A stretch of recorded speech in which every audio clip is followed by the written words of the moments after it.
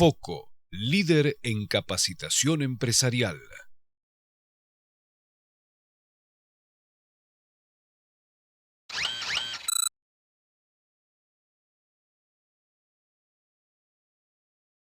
Hola, ¿cómo están? Bienvenidos a un nuevo encuentro de Humanos con Recursos, la primera serie de la televisión argentina dedicada exclusivamente a los temas más importantes del área de los recursos humanos.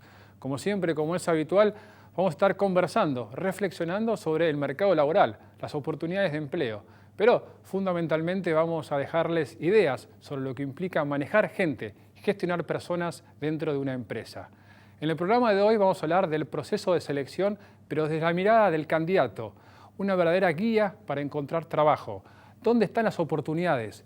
¿Cómo puedo hacer para armar un currículum, un CV ganador? Y por último, la entrevista, ese momento de la verdad, donde el candidato y la empresa se juegan a suerte, verdad, la posibilidad de entrar o no a una compañía. El proceso de selección requiere de planificación, requiere de una metodología, requiere de mucha capacidad de aprendizaje. Siempre la próxima entrevista laboral va a ser mejor que la anterior. Vamos a estar conversando en instantes nomás con especialistas en el área de los recursos humanos que nos van a enseñar cómo hacer un currículum, cuáles son los secretos de una entrevista, qué decir y qué no decir, y dónde están las oportunidades, cuáles son hoy, en la era de las redes sociales, las fuentes para encontrar trabajo. En Humanos con Recursos, en unos instantes.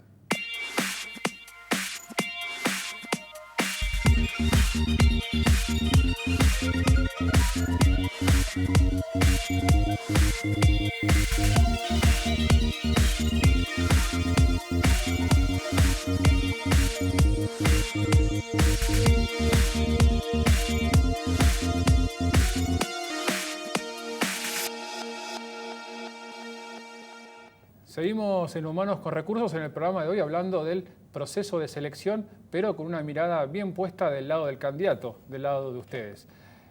Nos acompañan en primer lugar Daniela Barberis, que es gerenta de Recursos Humanos de Latinoamérica Sur para Tyco Integrated Fire and Security, una empresa líder en seguridad electrónica.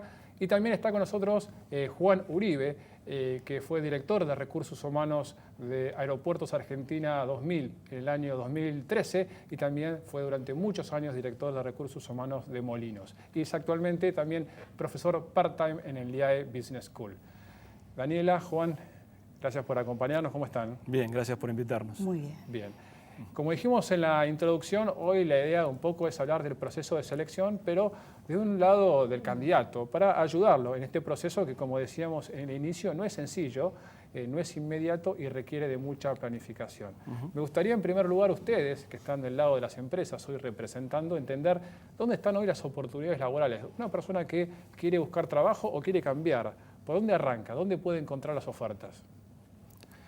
Mira, primero me parece que la persona que tiene que tener claro en qué posición quiere trabajar, en qué área quiere trabajar de acuerdo a lo que estudió o de acuerdo a su trayectoria. Y segundo, qué tipo de empresa quiere buscar, porque en función de eso, a partir de ahí aparecen las oportunidades. O sea que vos dirías que hay un primer ejercicio que muchas veces pasa inadvertido, que es el de autoconocimiento. Uno puede salir a buscar y dice, arranca así para cualquier lado, pero vos decís, ojo, primero pensemos un poco. Sí. Yo coincido con Juan, las fuentes son muchas y en todos lados. La clave es segmentar en base a esa preplanificación o esa motivación, esa aspiración y ser muy asertivo entonces en cuál fuente va a ser la que voy a ir en primera instancia, en segunda o en tercera instancia. Sí, y en ese sentido las fuentes, no solo las fuentes van a pasar por todo lo que significan las redes sociales hoy, sino también por quiénes están trabajando en las empresas a las cuales un candidato quiere apuntar.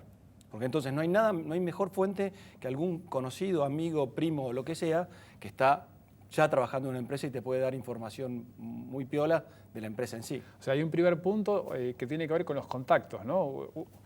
Todos tenemos amigos, primos, conocidos que están trabajando en algún lugar. Sí, compañeros de facultad, lo que fuera. Sí. Serían lo que nosotros llamamos socios en el proceso de la búsqueda. El socio puede ser un contacto, un anterior colega de una compañía, el socio puede ser una consultora que lo ayuda inclusive a esta etapa, ¿no?, de planificar a dónde ir apuntando su búsqueda. Un socio puede ser la universidad, donde estudió y se recibió, una asociación de graduados, y ellos nos van a ayudar a orientarlo y hacer más efectivo en la búsqueda de desempleo. Hay también una fuente que vos, Juan, la mencionaste por encima, me parece, que es el de los referidos desde el lado de la compañía, ¿no? Están los famosos planes de referidos, tal vez, Daniela, me podés contar en qué consiste, pero que es básicamente eso, llamar a un amigo y venir a trabajar conmigo, ¿no? Exacto, la verdad que en las compañías estimulamos muchísimo esa fuente. ¿Por qué? Por supuesto trae muchas ventajas respecto de otras, entre ellas la persona que trabaja en la compañía ya nos conoce nuestro ADN, nuestra cultura, nuestros valores, los desafíos. Entonces, si va a ir a recomendar a algún conocido o amigo para trabajar con nosotros, eso ya para nosotros va a ser una ventaja. Y los programas de referidos en algunas compañías, después de ciertos meses de permanencia, tienen una compensación o un reconocimiento, no necesariamente monetario o económico, pero algún tipo de reconocimiento a quien fue el referente. De parte me parece que es un mensaje muy interesante para la empresa porque una persona que refiere o convoca a un amigo implica que está, diría yo, medianamente satisfecho en la compañía. Nadie va a invitar a trabajar, ¿no? Sí. El primer programa de referidos arranca hace muchísimos años con los operarios que traen a sus propios hijos a las plantas, a las fábricas a trabajar. Claro. O sea, después es más novedoso para tratar de tener gente de fuera de convenio, profesionales, otro tipo de cosas. Pero ya existía, digamos. Sí, no es nuevo. Bien, ¿qué opinas vos también lo dijiste por arriba, Juan, de las redes sociales, ¿no? Hoy tenemos para el mundo profesional una red que es, digamos, uno no puede no estar, como es el LinkedIn, que es nuestra primera recomendación para los que lo están mirando, pero también hay redes como pueden ser Facebook, ¿no? Que tiene tal vez un uso más social, LinkedIn es más profesional. Sin embargo, las compañías están en Facebook y publican avisos. Me interesaría saber ustedes, más allá de lo que pueden estar haciendo hoy o no, pero de manera general, digamos, ¿qué piensan de esa opción? ¿Es válida, no es válida? ¿Me estoy metiendo en la vida privada? ¿Corresponde, no? ¿La gente entra igual y buscaría trabajo? Yo soy muy respetuoso de Facebook. Yo miro mucho LinkedIn y no miro tanto Facebook, porque me parece que en Facebook tenés derecho a poner una foto con tus amigos tomando una cerveza o en una fiesta, y alguno lo puede decir, uy, mirá qué descontrolado este pibe. No, y por eso no lo tomo. Y por eso no lo tomo y nada que ver, seguramente es un ejemplo puntual. Entonces yo prefiero, para mí la fuente de redes sociales es LinkedIn. Yo coincido, quizás se ven aspectos en Facebook que no son necesariamente importantes de inicio y es como un ámbito más privado. LinkedIn definitivamente para mí es la red profesional de mayor uso y cualquier persona que esté abocada a encontrar trabajo o no esté abocada a encontrar trabajo debería tener necesariamente su perfil profesional actualizado y tomarse ese trabajo, ¿no? De irlo alimentando progresivamente y estar ahí en caso de que a alguien le genere interés. Esto es importante porque hasta ahora estamos hablando del que busca trabajo, pero también está al que lo buscan. Entonces, si no tengo actualizado mi LinkedIn o no estoy con contactos... Potencialmente me estoy perdiendo oportunidades. Potencialmente me estoy perdiendo oportunidades. Y después va a venir la pregunta de, si yo estoy bien donde estoy, ¿tengo que ir a una entrevista o no? No nos metimos todavía en la entrevista, pero ¿tengo que ir a una entrevista o no? ¿Estoy siendo leal o estoy faltando a la lealtad? ¿Qué pasa con eso, no? Claro.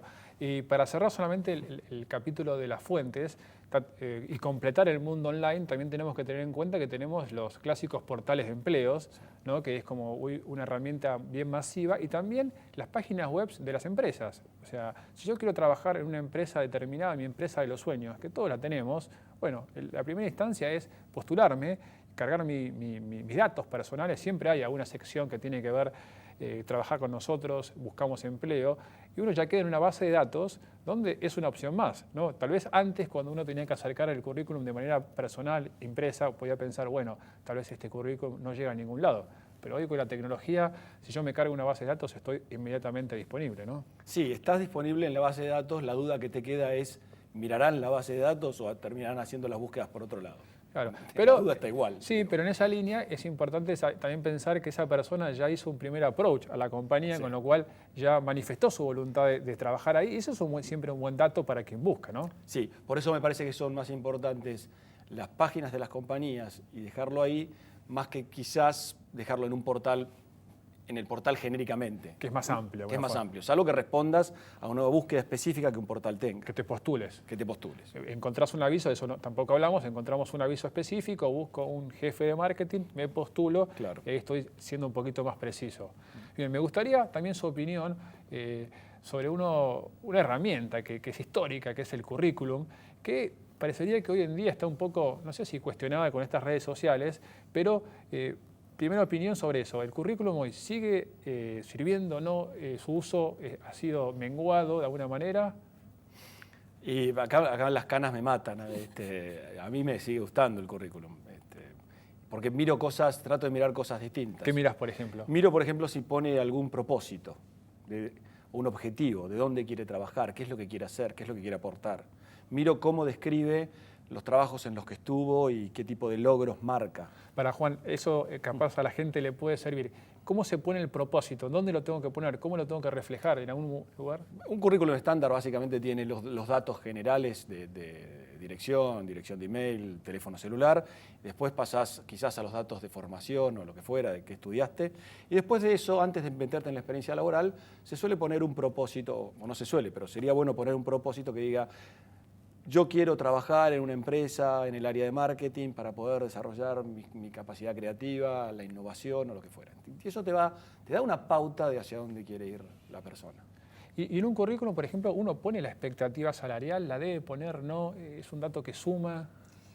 Habitualmente no se pone. Yo coincido con Juan, yo sigo mirando mucho el currículum y puede tener doble propósito, ¿no? Si es mi carta de presentación con la compañía, seguramente va a ser muy focalizado, con datos muy claves, muy críticos para llamar la atención, ¿no?, del selector o de la consultora. Ahora bien, si a mí me contactan por LinkedIn de primera instancia y me piden que envíe un currículum, entonces yo tengo que aprovechar esa instancia para dar datos complementarios, porque de repente ya la formación la tengo en LinkedIn, las empresas en las que trabajé también. Entonces ahí yo aprovecharía el currículum que me solicitaron para complementar con proyectos que tuve a cargo, asignaciones específicas, asignaciones en el exterior del país, certificaciones, que en 2 páginas, que es lo que habitualmente se recomienda para un currículum, no ingresaría, ¿no? Bueno, ahí ya dieron un consejo que son las 2 páginas, porque un currículum tiene que ser breve, como dijiste vos. Es habitual a veces que uno quiere poner todo, ¿no? Sobre todo cuando uno tiene una experiencia ya amplia, ¿no? Si uno arranca, tal vez es más fácil ser breve, pero si uno tiene 5, 6, 7, 8 años de trayectoria, capaz quiere poner todo y capaz pierde el objetivo del currículum, ¿no? Que no es poner toda la información. No, es llamar la atención para que eso capte, para decir: ah, qué bueno, quiero entrevistar a esta persona. Y hay un consejo muy sencillo, digamos, el currículum no tiene que demostrar todo lo que uno hizo en su carrera profesional. Tiene que llamar la atención y nadie va a seleccionar a una persona solo por el currículum. Como vos decías, hay etapas que se van cubriendo con entrevistas grupales, individuales, con la línea, con lo cual uno no debe desesperarse en ese primer carta de presentación, no a querer poner los 20 años de experiencia, los 10 años, ¿no?, que en definitiva va a terminar, como decíamos, que nadie lo lee, ¿no?, y no generó ese interés genuino. Ahí hay una gran reflexión o síntesis que me parece importante. El objetivo del currículum número 1 es llamar la atención y no poner todo. Ahora, para llamar la atención, voy a ser más específico, la foto. Una foto sí, una foto no. Está claro que nadie usa la foto para seleccionar, pero ¿suma una foto de la persona en el currículum? A vos, Juan, me pones cara que te da lo mismo. Me da lo mismo. Te da lo mismo. Me da lo mismo. A mí me suma porque después me permite recordar, si de repente veo muchos candidatos y yo tengo una memoria visual bastante obsesiva, con lo cual me ayuda la foto para recordar los candidatos que he visto, si es que he visto mucha gente, con lo cual, de no tenerla, yo recomendaría ponerla. Y la última, esta sí sé que te va a gustar, Juan. Los hobbies, muchos lo dejan para el final y dicen, bueno, es un dato de color. ¿Es un dato de color o vos ahí podés leer algo más? Yo los miro. ¿Viste que te iba a gustar? Sí, ¿viste? Yo miro los hobbies, miro si trabaja en una ONG, si hizo algún trabajo social. Yo lo miro. Miro los deportes. ¿Por qué? La pregunta. Miro los deportes. Porque es otra faceta. Nosotros somos personas completas, no somos solo entes que vamos a trabajar. Entonces, claro, el hobby tiene que estar presente. ¿Hobby o otros intereses? Hobby, intereses, música. Yo no me quiero adelantar a la entrevista, pero yo pregunto vamos a la entrevista. Yo pregunto cosas más sobre los intereses en la entrevista que sobre lo técnico. Lo técnico se lo dejo en todo caso para la línea que va a entrevistar. Supongamos que yo estoy entrevistando a alguien para un área de producción. Sí. No voy a preguntar qué sabe de tal máquina o de tal cosa. Yo le pregunto qué lee, qué música escucha. qué película No entiende nada el candidato. No entienden nada, realmente no entienden nada. Es importante aprovechar estos consejos que da Juan, porque si nunca se lo preguntaron, es importante que se lo pregunten antes de ir a una entrevista. Quizás la respuesta es, no tengo hobby, no necesariamente uno tiene que inventar, y todo lo contrario, tiene que ser muy auténtico lo que es. Te puede jugar en contra, ¿no? Si uno dice, ¿qué te gusta? Me gusta leer. Y uno pregunta, ¿qué estás leyendo? Y ahí no tiene nada para decir, ¿no? Puede ser un boomerang ahí. Te juega en contra. Claro. Pero entonces, en la entrevista, vamos a unas cuestiones tal vez de forma que hacen a la cuestión, ¿no? Es importante prepararse el horario de llegada. ¿Qué pasa si llego tarde? ¿Es crítico, no es crítico, Daniela? Es muy importante prepararse. Así como decíamos que el proceso va escalando, el currículum, la planificación, la entrevista es uno de los momentos de la verdad, ya sea la inicial o las sucesivas. Entonces, la planificación previa, sobre todo que ya sé o de qué consultora se trata o de qué compañía se trata, yo tengo que interesarme, ¿no? Y averiguar, tratar de ir con mucho conocimiento previo. La puntualidad es muy importante y dado que es convocado a un horario determinado, hay que tomar las precauciones del caso, tránsito, etcétera, para llegar realmente puntual. Ahora, puede pasar que uno se demore, sobre todo si estamos en la ciudad de Buenos Aires, donde siempre el tráfico es complicado. Ahí siempre también nuestra recomendación, y creo que ustedes coincidirán, pasa por un llamado. Exacto. Pero eso implica tener el teléfono a mano de esa persona y también el nombre, porque muchas veces uno puede estar tal vez en la vorágine y cuando quiere llamar no se acuerda a quién llamar y eso ya también habla mal de la persona. Pero eso habla de la preparación hacia dónde vas. Exacto. Otra cuestión de forma, pero que de vuelta, quienes nos están mirando me parece que lo van a valorar. La vestimenta ha cambiado mucho, ha evolucionado mucho las cuestiones de las formalidades en el tiempo, pero sigue siendo relevante en un candidato cómo viene vestido. Concretamente, Juan, ¿tiene que ir de traje, no de traje? A mí no me preocupa que vaya de traje. Es más, cuando estamos en las compañías y alguno está de traje, le decís, tuviste una entrevista laboral. Quiero decir, no es... no pasa por ahí. No pasa por ahí. ¿Y por dónde tampoco, pasa? Pero sí pasa por un estar elegante, prolijo, limpio.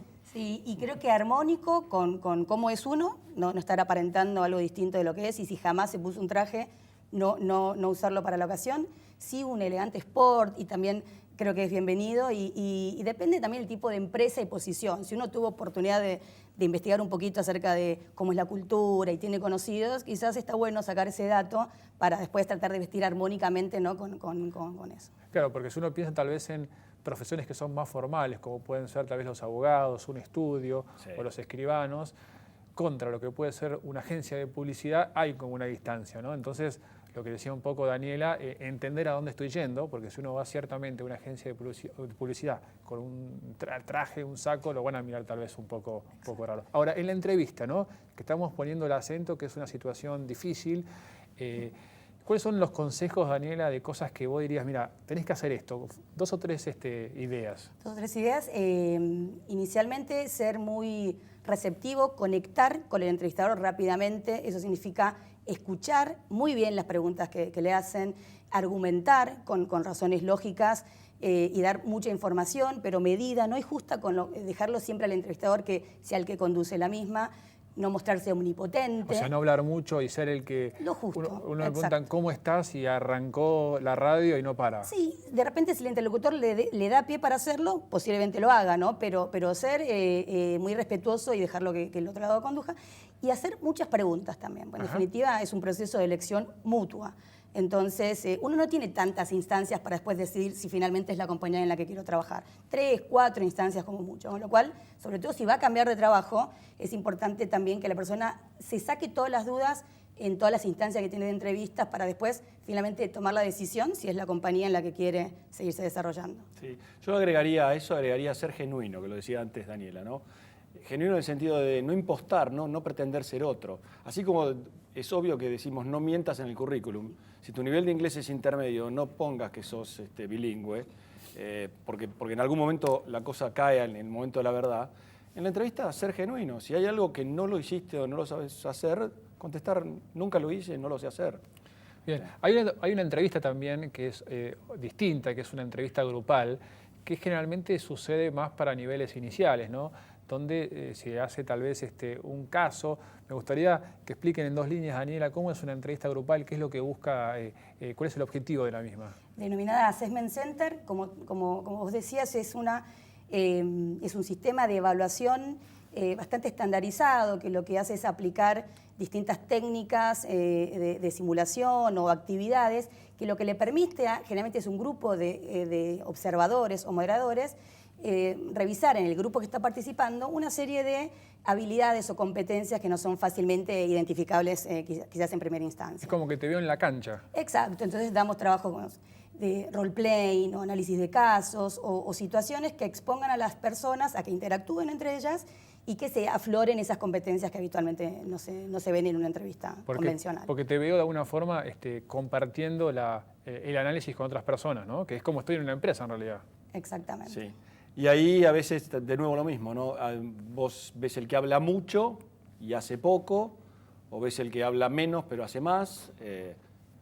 Y ninguno es que esté, digamos, sea lo correcto, o sea, no hay una recomendación que sea habla mucho, habla primero. O sea, No, y tampoco, tampoco quieras liderarlo y autoritariamente, porque si vos vas con la idea de decir, uy, esto lo voy a liderar, voy a mostrar que yo acá puedo ser autoridad, capaz que te termina yendo muy mal, porque lo que se está buscando o mirando es tu capacidad de trabajar y de jugar en equipo.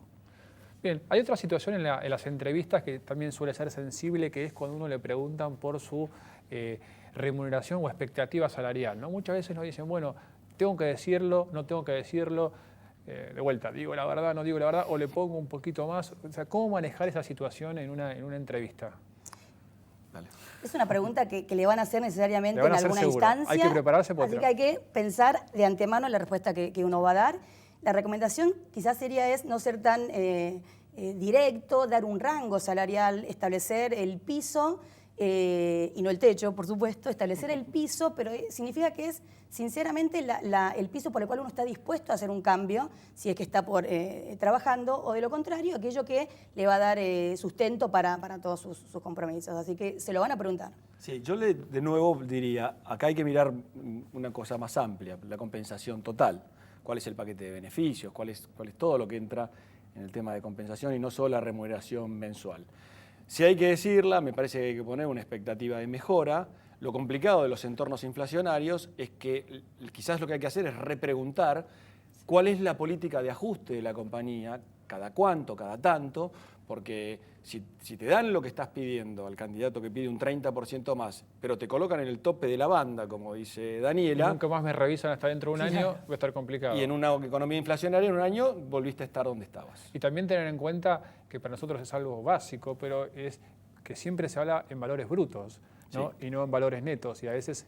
La gente a veces piensa en valores, pensamos en valores netos. Pero valores netos es lo que nos queda, digamos, en el bolsillo. Y capaz ahí puede haber una diferencia y después un potencial conflicto cuando uno avanza y dice, está pronto a firmar y dice, no era lo que hay que aclararlo. Hay que aclararlo siempre ahí. Definitivamente hay que aclararlo y volviendo a lo anterior, no aclarar la expectativa salarial y quizás hace que todos cometamos un error, que es seguir avanzando en el proceso y al final bajarme porque no me cierra. Entonces eso realmente no es recomendable. ¿Y qué cosas ustedes dirían, esto no lo hagas nunca en una entrevista, porque definitivamente puede ser una acción que a vos te invalide, y no me digas mentir porque ya hablamos, pero digamos, algo que uno diga, no sé, tal vez no mirar al piso, ir de alguna forma no preparado, ¿se les ocurre? No, yo no tengo... A mí me han hecho preguntas raras en una entrevista. Por ejemplo, me dijeron, ¿vos cuánto ganás? ¿Un entrevistado? Un entrevistado. ¿Vos cuánto ganás? Y después digo, ¿está mal hacer esa pregunta? Digo, no, es rara la pregunta, pero también es una pregunta que se entiende diciendo, bueno, yo quiero ver ¿a dónde puedo llegar cuando sea director? No sé si le recomiendo hacerla o no, pero... Claro. Tal vez no inicialmente, ¿no? Hola, ¿qué tal? ¿Cuánto ganás? Sí, de movida no. No hay tantos no, digamos, para no hacer, pero sí no dejar de mostrarse interesado, ¿no? Si estoy mirando la hora porque estoy hace 2 horas hablando. O con el teléfono, por ejemplo. O con el teléfono, prestando atención a otras cosas. Realmente a mí me va a demostrar un desinterés en una instancia de entrevistas, si yo proyectara, no en una instancia laboral. Entonces, yo creo que básicamente eso. Y después al ser auténtico, quizás uno se le ocurre hacer preguntas no del todo socialmente aceptables de entrada, pero si es lo que tiene ganas de preguntar, yo creo que un entrevistador profesional lo va a identificar, va a ver que es genuino y no lo va a descartar por ese tipo de A veces preguntamos si estás en algún otro proceso. Y eso esa es una buena aclaración, Juan. Uno está buscando trabajo, está desesperado, necesita encontrar trabajo y participa de muchos procesos. ¿Y cómo manejo eso cuando estoy con varias opciones a la vez? ¿Cuál sería la respuesta adecuada? La respuesta adecuada es decirlo. La respuesta adecuada es decirlo, porque Aunque no me lo pregunten. quizás aunque no te lo pregunten. Sería más honesto eso. Sí, sería mucho más honesto. Solemos preguntarlo, pero sería mucho más honesto decirlo aunque no te lo pregunten. Porque quiere decir, me interesa esto que ustedes me están ofreciendo o me interesa seguir con ustedes, pero te quiero avisar que también estoy en otro y no estoy para esperar definitivamente. Claro. Los tiempos de las compañías no son los tiempos de los candidatos. Ese puede ser un buen dato justamente para que la compañía, si está interesada en el candidato, acelere sus tiempos internos para tomar una decisión. Y para la persona también está bueno que mencione que está en otro proceso, pero si la compañía, en el caso de la mía, le es de interés, manifestarlo. Estoy en 3 procesos, pero estoy sumamente interesado o priorizo trabajar en una compañía de este rubro o con estas características o con tal atributo que no tiene la otra. Entonces, si bien dije que estoy en otros procesos, a su vez digo que priorizaría la compañía. La tuya me interesa más. Bien, podremos seguir mucho más tiempo, tal vez hacemos otro programa porque siempre decimos la búsqueda laboral es complejo, así que gracias Juan, gracias Daniela. Un gusto. Para cerrar esta reflexión, esta idea inicial que les dejé, el proceso de búsqueda tiene para mí 3 etapas. Primero, identificar y encontrar las fuentes laborales. Después, tener un currículum, como dijeron recién Juan y Daniela, que llame la atención. Objetivo número 1. Y tercero, tener éxito en la entrevista. De nada sirve si soy muy bueno en la entrevista, ¿no? Esas personas que dicen, no importa el currículum porque cuando llego a la entrevista me vas a ver. Y tampoco sirve tener un currículum excelente y después fallar en la entrevista en el mano a mano, y tampoco sirve encontrar todas las oportunidades y después el currículum que yo tengo redactado es un currículum que no llama la atención y me quedo en el camino. Son 3 pasos, los 3 hay que hacerlos bien para tener éxito. Como decimos también siempre, mucha capacidad de aprendizaje. La próxima entrevista siempre va a ser mejor que la anterior. Bien. Hasta acá llegamos entonces en el programa de hoy. Como siempre, para revivir estos temas u otros, lo pueden hacer a través de nuestras redes sociales en Facebook, Twitter, LinkedIn y YouTube. También en nuestra dirección de correo electrónico, también en nuestra página web. Y todos los miércoles también la seguimos por la radio en FM Millennium 106.7 a partir de las 11 de la mañana. Chao, hasta la próxima.